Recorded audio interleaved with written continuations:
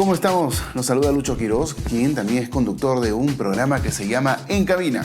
Los invito martes, jueves, sábados y domingos. Martes y jueves de 9 a 11 de la noche, sábados y domingos de 7 a 9 de la noche, aquí en Canal 3, canal exclusivo de Cable Andino. Les voy a presentar cosas de radio, sí, todo ese secretismo que hay a través de la radio. Ese secretismo me refiero a qué hay, qué pasa, qué sucede.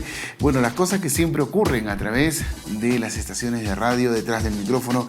Y bueno, historias, entrevistas, crónicas, muchas cosas que vamos a ir presentando a lo largo de este interesante programa, que además de esto, para quienes quieren saber un poco de locución y de qué es lo que se hace en la radio, también vamos a estar trabajando algunos ejercicios para que uno pueda ser un mejor locutor o una mejor persona preparada en este tema y trabajar de repente mejor en la radio. Quien sea aficionado, pues también puede verlo, porque va a aprender un poco más y va a saber qué es lo que ocurre siempre en cabina. Los espero aquí en el programa, como siempre, a través de Canal 3, canal exclusivo de Cable Andino.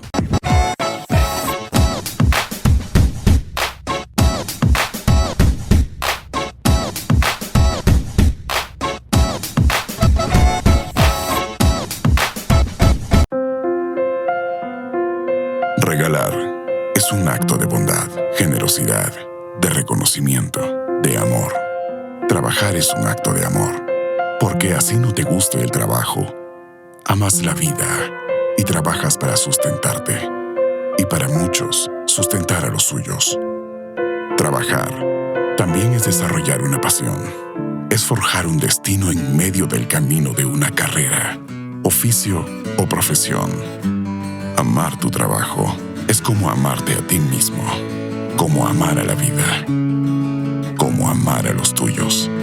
No desmerezcas tu trabajo, ni el de otros profesionales como tú. No regales tu trabajo. Sé un profesional de verdad. Hazte un lugar y date tu lugar. Que no se pierda más talento por una propina. Cobra lo justo.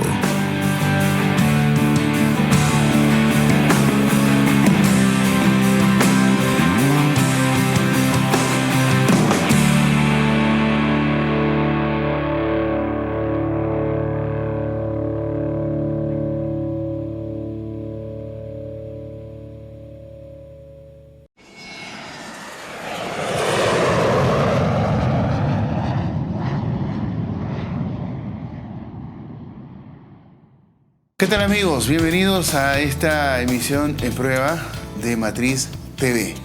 Pronto estaremos con algunos contenidos. Esperamos que no nos falle la tecnología. Estos días nos ha estado fallando. Pero para empezar, estamos con la idea de producir contenidos de bajo presupuesto, pero que sean creativos, atractivos, que den gusto. Bueno, estamos en esa idea. Ojalá que podamos lograrlo y ojalá que les guste a ustedes la idea que les estoy planteando.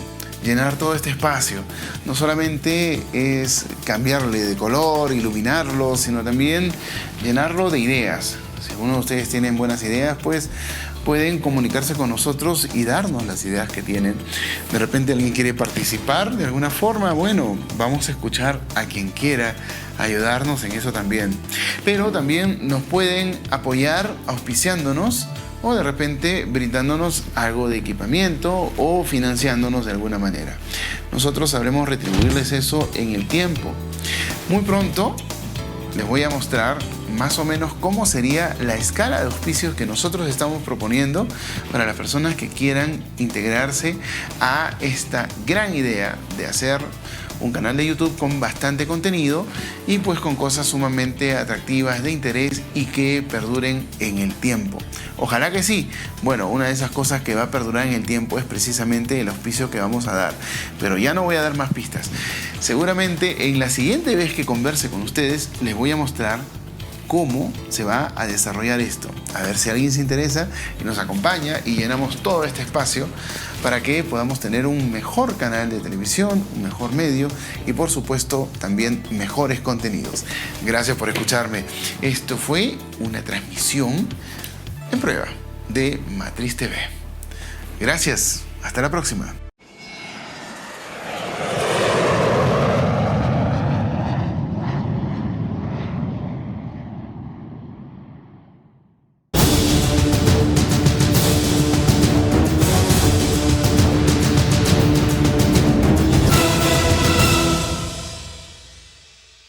A raíz de los últimos sismos que se han dado en distintos lugares de nuestro país, porque han sido una secuela de una serie de sismos, hemos invitado precisamente a la máxima autoridad en este tipo de cosas. Me refiero al doctor Hernando Tavera.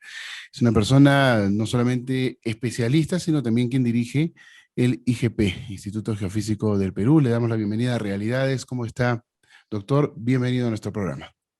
Muchas gracias por la invitación. Bueno, le agradezco que esté con nosotros. La verdad es que es un lujo tenerlo aquí. Eh, Nosotros, los peruanos, lo estuvimos conversando hace poquito en interno antes de empezar esta entrevista. Somos como que muy supersticiosos, como que relacionamos muchos eventos a otros. En este caso de los sismos existe ya pues todo un desarrollo científico y creo que sería bueno comenzar por allí, la verdad. Yo iba a empezar por otro lado, pero esta conversación previa, que ha sido muy corta, pero de todas maneras básica y suficiente como para poder comprender que para entender muchas cosas tenemos que empezar por lo que es y no por lo que nos parece. Por lo tanto, me gustaría que usted nos explique un poco esa relación que existe sobre lo que tiene que ver con la ciencia. ¿Qué nos explica la ciencia para poder comprender por qué razón se originan los sismos y por qué no tiene nada que ver con las costumbres que nosotros tenemos o las cosas que relacionamos a ellos? Bueno, mire, en realidad hay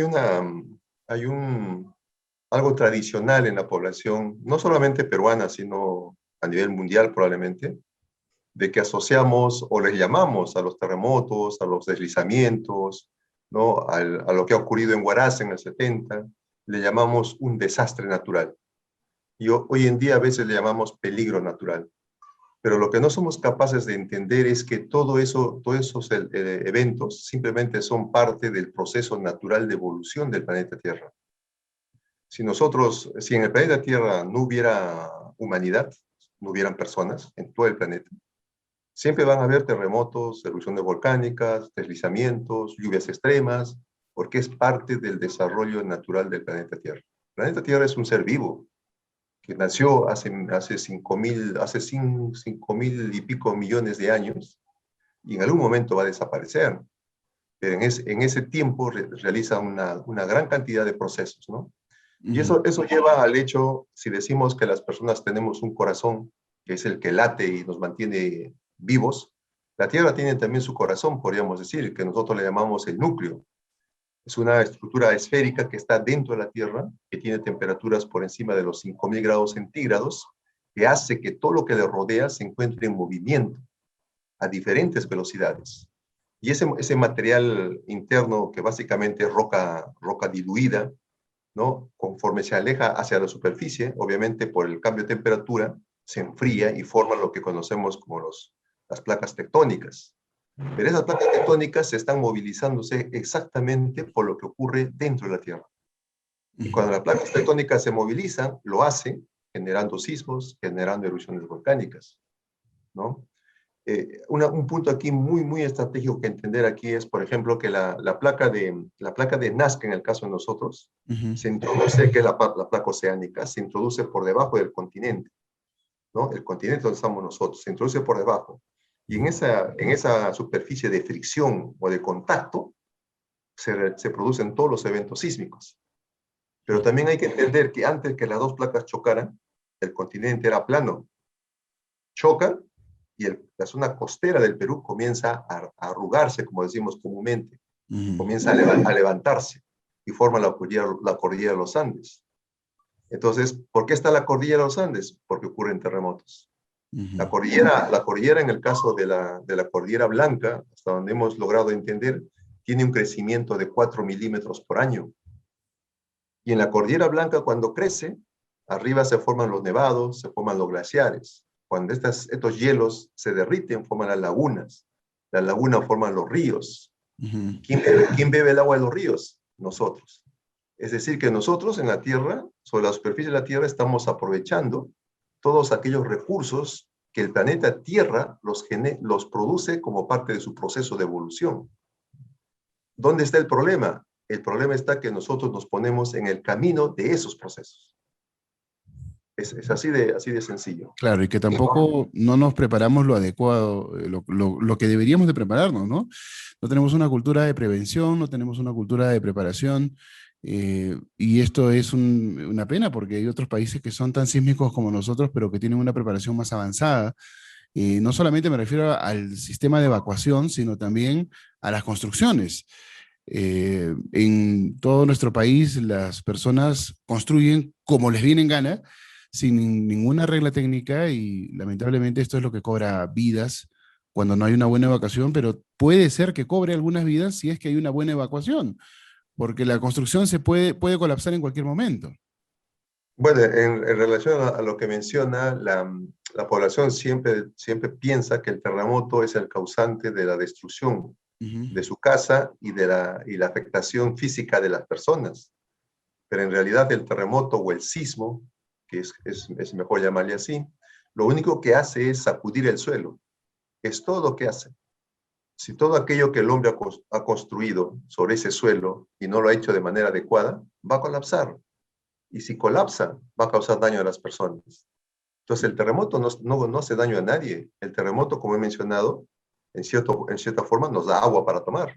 Ujú. Pero el tema es que nosotros, tal como usted ha mencionado, no identificamos el tipo de suelo sobre el cual queremos construir, no nos preocupamos por hacer una vivienda de manera adecuada para que soporte el sismo, porque si sabemos que hay sismos, tenemos que hacerla así, ¿no?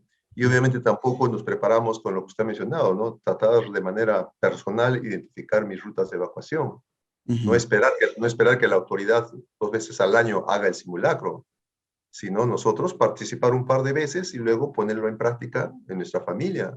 Para eso somos responsables de un grupo humano o de una familia, ¿no? Exacto.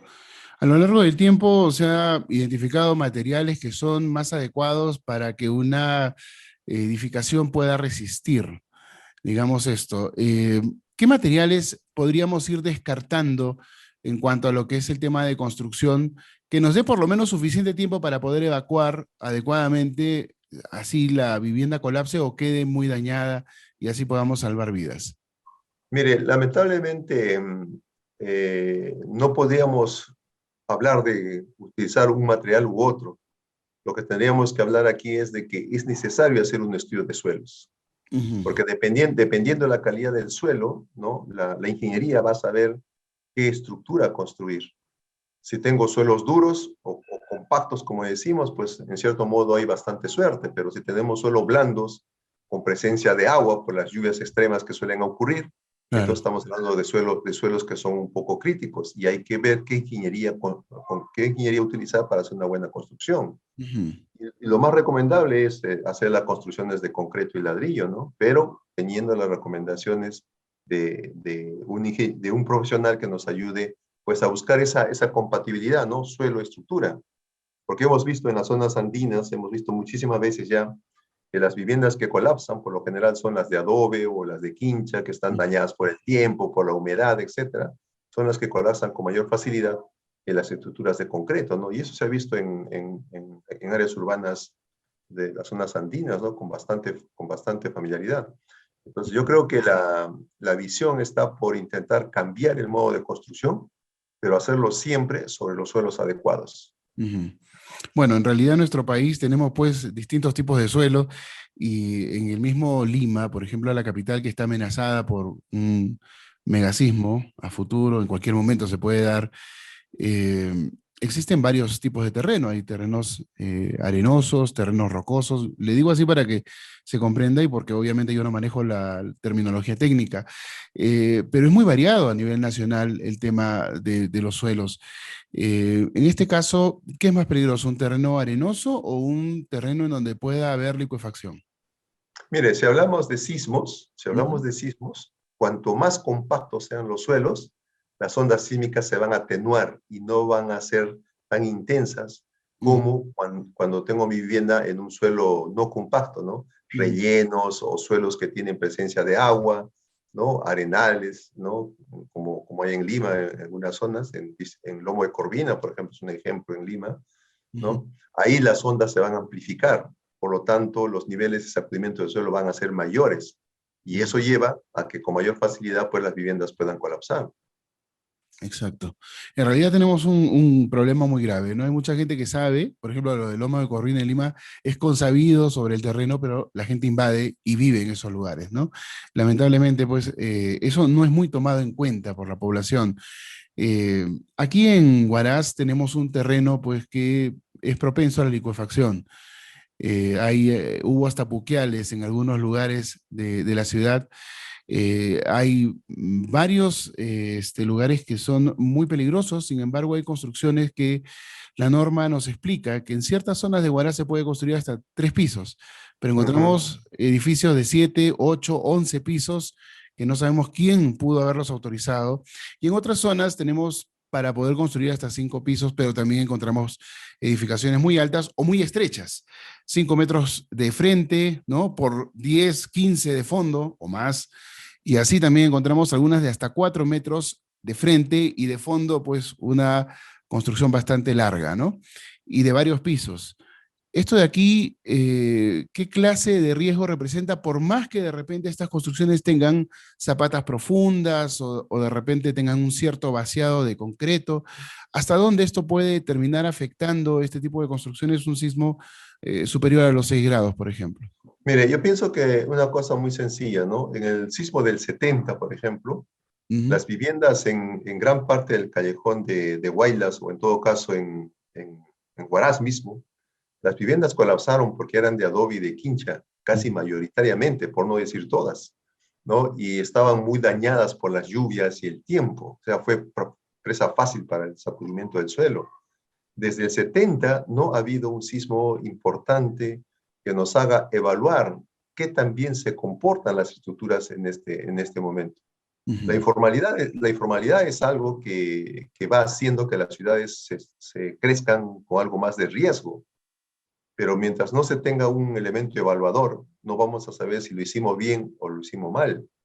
Desde el punto de vista de suelos, creo que es sabido de todos que en Huaraz llueve muchísimo, Ujú, ¿no? Significa que los suelos probablemente a cierta profundidad están muy saturados de agua, y eso es algo crítico para cualquier área urbana. claro. Y creo que eso lo vemos en la ladera de los cerros, cuando vemos que el agua está siendo absorbida por el suelo hasta cierta profundidad, y a veces vemos deslizamientos, o a veces vemos viviendas que se están desplazando, ¿no? Ujú, Entonces yo creo que son elementos que hay que considerar si comenzamos a tratar de evaluar el riesgo de una ciudad ante un sismo. ujú. Pero lamentablemente, con cada evento sísmico que ocurre es cuando más aprendemos de qué es lo que debimos hacer y qué es lo que no debimos hacer.